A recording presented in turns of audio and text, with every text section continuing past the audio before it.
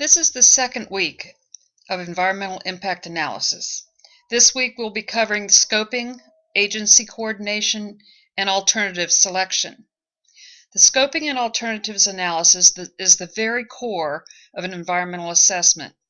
Choosing the appropriate agencies and constituent groups to give input to the process of developing an EA or an EIS occurs at this point. An omission of interested parties can derail a project. The alternatives you select during this part of your EA development must meet the purpose and need statement developed in the previous section. Sometimes, but rarely, there is no alternative that can be found to meet your purpose and need. Based upon your proposed virtual project description, purpose, and need, you are to develop a list of alternatives for project design.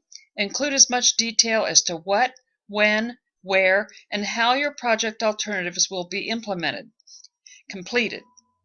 A list of identified issues and concerns. These you can make up from your readings of other EAs, but I expect your project to have some issues to deal with.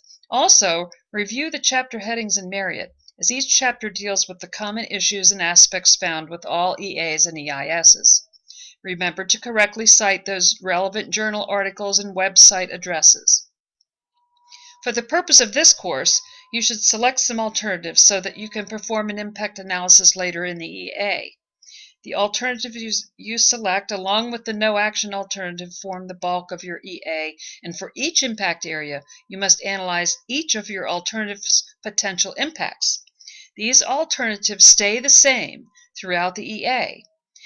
At the end of the course, you will be asked to select a preferred alternative and discuss why you selected this and if a new EA needs to be developed. Once you get your week 1 and 2 assignments in place, the rest of your EA will roll right along.